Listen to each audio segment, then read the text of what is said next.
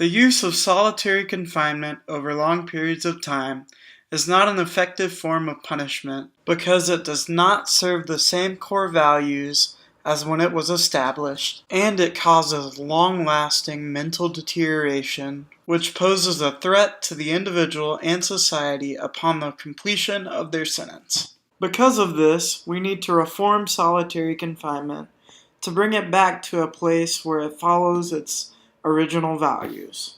The time period that I'll be discussing today is the creation of the Eastern State Penitentiary in 1829 until the modern era. To start, I'd like to show you what the original values of solitary confinement were.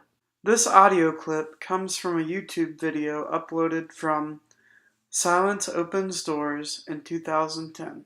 With the belief that people in their hearts are good, and if isolated from the corrupting influences of society, they would become better people. That bad behavior was all based in society's influence. And so they believed if every man or every woman spent enough time alone, they would look into their hearts and they would become penitent.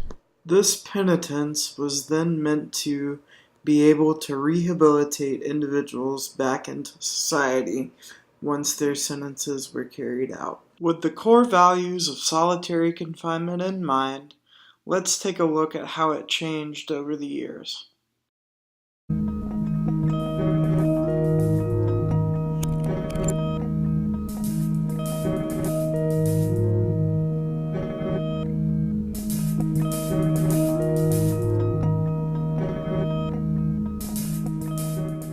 While it used to be used as a short-term punishment to crack down on violence, prisons now routinely use the practice. While stays used to be only a few days, some prisoners have been in solitary for years. The typical shoe cell isn't much bigger than your closet, like 6 by 10 feet, with only a small bed, a sink, a toilet, and social contact is kept to a bare minimum. One study published in the journal Perspectives on Psychological Science found that loneliness and social isolation can have just as much of a threat to health as obesity. This place breaks you down, but doesn't rebuild you. And it cannot, because in the process of breaking you down, it has destroyed the structural components of your humanity. Even if one learns again to function outwardly, inside he is broken. It's as if someone has taken an egg and without damaging the shell, managed to somehow scramble its insides.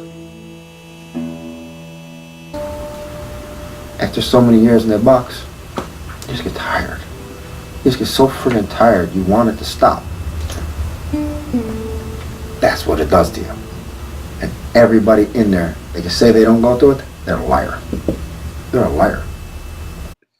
The most alarming part about solitary confinement today is that individuals are often released straight from solitary confinement to general society. The following audio clips are from an NPR news story that they did in part with Brian Nelson and the governor of Colorado. We wanted to know how many prisoners like Brian Nelson go straight from solitary confinement to the streets.